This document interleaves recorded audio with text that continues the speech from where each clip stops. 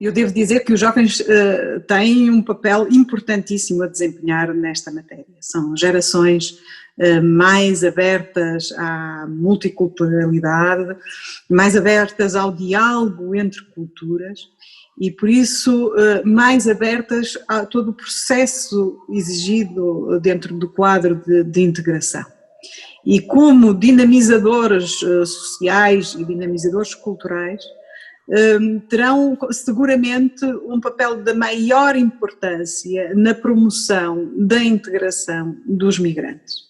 Há várias organizações de juventude que eu fui encontrando ao longo de toda a minha experiência em diversos campos de refugiados, em diversos centros de acolhimento, centros de integração de migrantes, um trabalho inexcedível que vem a ser desenvolvido por muitos jovens que estão no terreno todos os dias e que são muitas vezes a resposta mais próxima que estes migrantes acabam por encontrar para a sua integração. E por isso eu só tenho a sublinhar o papel da maior relevância que as novas gerações estão já a desempenhar e podem desempenhar no futuro e devem desempenhar no futuro. Devemos reconhecer que é da máxima importância o acolhimento e a integração destas populações que nos procuram, no momento em que, como todos nós sabemos, a população europeia está a envelhecer e está a adoecer. E precisamos cada vez mais destes migrantes, do seu talento, da sua energia, da sua força, da sua capacidade de inovar e de investir no desenvolvimento para garantir o crescimento na Europa e para garantir os nossos padrões de vida também. Os migrantes não são um fardo, são antes um contributo inestimável para a energia de que as nossas sociedades também precisam. E deve ser assim que devem ser olhados e acarinhados e acompanhados no seu processo de integração.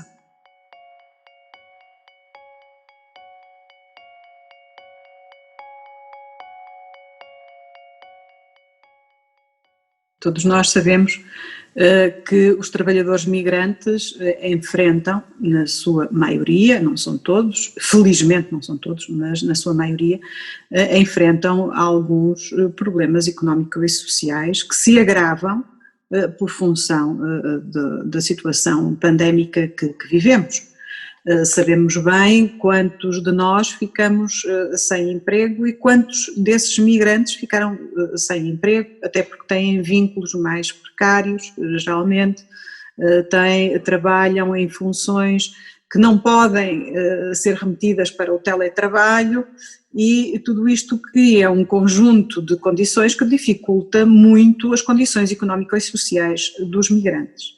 O que devemos desde logo fazer é aquilo que foi feito pelo Estado português e que foi depois repetido por vários países europeus, que é facilitar desde logo nos processos, tudo que são processos legais de permanência no território. E, como sabem, o governo português, logo quando houve o primeiro confinamento, declarou uma solução para os processos pendentes no CEF.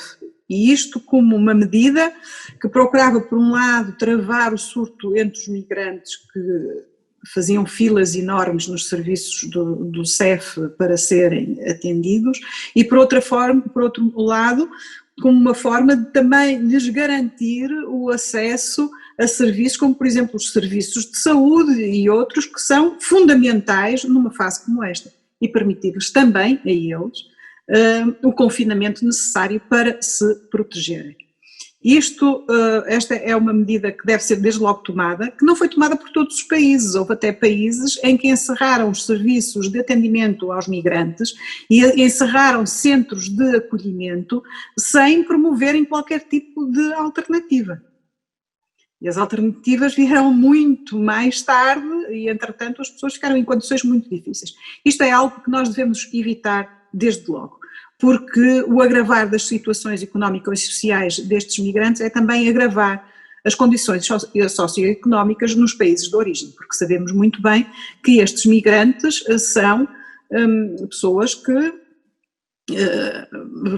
enviam remessas de dinheiro para os seus países, para sustentar as suas famílias, para contribuir e com isso acabam por contribuir para a atividade económica desses próprios países.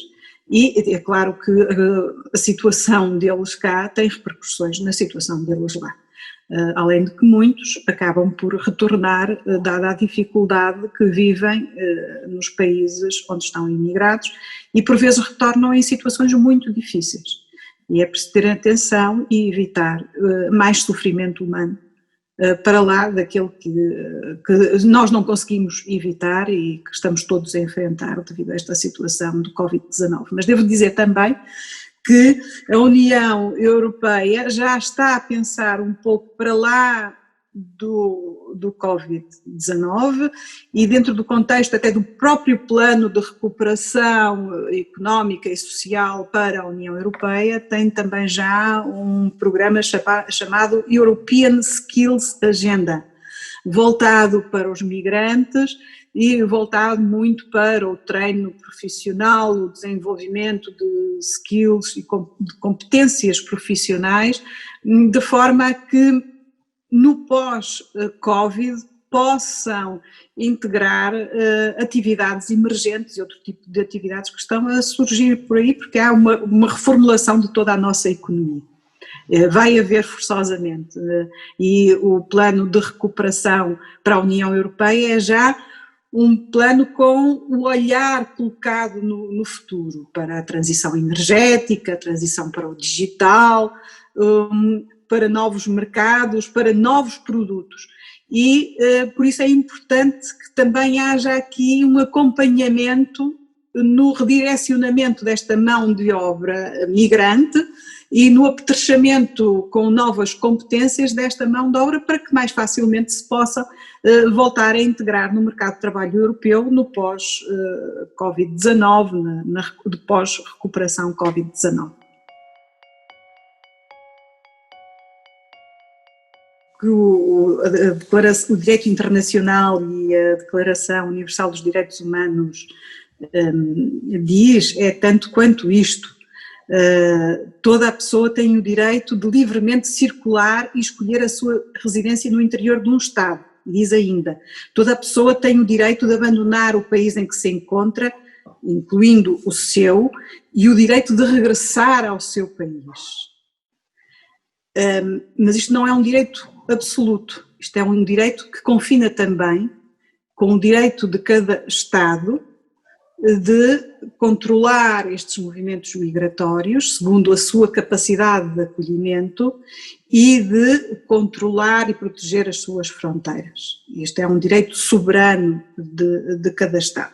Sobrepõe-se a isto, no caso dos refugiados, o direito de asilo, que está consagrado no artigo 14, claramente, e aí isso é uma outra coisa. O direito de asilo, conforme está consagrado no artigo 14 da Declaração Universal dos Direitos Humanos e na Convenção de Genebra de 1951, é um direito absoluto e que tem que ser respeitado por todos os Estados. Todo aquele que foge de perseguição ou guerra tem direito, sublinho, à proteção internacional. Isto é um direito inalienável, com o qual todos os Estados, ao qual todos os Estados são obrigados a responder. Agora, e também fica aqui a minha crítica para os Estados que não respondem a este direito. E estamos a assistir constantemente nas fronteiras da Europa, e é algo que nos deve envergonhar a todos, à forma absolutamente ignominiosa como muitos migrantes e refugiados estão a ser tratados. Os constantes pushbacks no Mediterrâneo e no Mar Egeu. Os constantes pushbacks, mesmo nas nossas fronteiras terrestres, como é o caso da Croácia com a Bósnia-Herzegovina. E a forma degradante, absolutamente degradante e desumana como esses migrantes e refugiados são tratados. E são impedidos de aceder, de apresentar o seu requerimento de asilo. Ora, primeiro, temos que dizer isto de uma forma muito clara. Uma pessoa quando chega não traz na testa se é migrante ou se é refugiado. E todos os Estados são obrigados a dar à pessoa a possibilidade de aceder ao cumprimento do seu direito de apresentação do requerimento de asilo. E depois então decidir se é migrante, se é refugiado e se nessas condições tem condições ou não para permanecer no território desse país, no território demandado. Isto é claro e, portanto, temos que dizer as coisas com total frontalidade e não fugir à questão da constante violação de direitos humanos por parte de Estados europeus. E eu sou uma das pessoas que têm questionado constantemente a Comissão e pedido à Comissão que tome ações concretas para pôr um termo a este tipo de situações. Isto é algo que é claro. Agora, o Frontex é necessário no controle das nossas fronteiras, porque não podemos ter as fronteiras completamente abertas, porque sabemos muito bem que por vezes há pessoas que fogem devido a crimes que cometeram, criminosos de guerra ou outro tipo de criminosos, e que mandam outros Estados para lá se instalar e emigrar. Isso não tem que haver uma checagem, digamos assim, das pessoas que procuram atravessar as nossas fronteiras. Tem que haver também um controle dentro da nossa capacidade de acolher. Um Estado também pode, a dada altura, não ter mais capacidade, comprovada capacidade para acolher e ter que parar um pouco, e se não tiver apoio, no caso da União Europeia, é forçoso que haja aqui um mecanismo solidário de apoio, baseado na recolocação, para satisfazer a procura de asilo. E no caso dos migrantes eu venho a defender que haja também um mecanismo europeu para a imigração, e o mecanismo europeu assente em vistos que não são só os vistos, os blue card, os chamados blue card, que se dirigem a populações mais instruídas, mais preparadas, mas vistos de trabalho também para outros setores menos qualificados do trabalho, porque há toda uma população migrante que nos procura e que não tem determinadas competências, mas é na mesma necessária e há mercado de trabalho para ela. Então, se há mercado de trabalho para essa população, abramos as nossas portas com vistos de trabalho. Abramos também as portas da União Europeia com vistos para estudo, para que os jovens de alguns países onde as estruturas de ensino são mais frágeis possam vir para a Europa e possam aqui estudar e depois retornar aos seus países e levar novas competências com eles. E vistos de reunificação familiar. A reunificação familiar é importantíssima para a estabilidade da população migratória que aqui vive e também como oportunidade de uma vida digna e que respeite os direitos humanos para todos. Isso é fundamental. Agora, o Frontex será sempre necessário no controle da existência de vistos ou da não existência de vistos,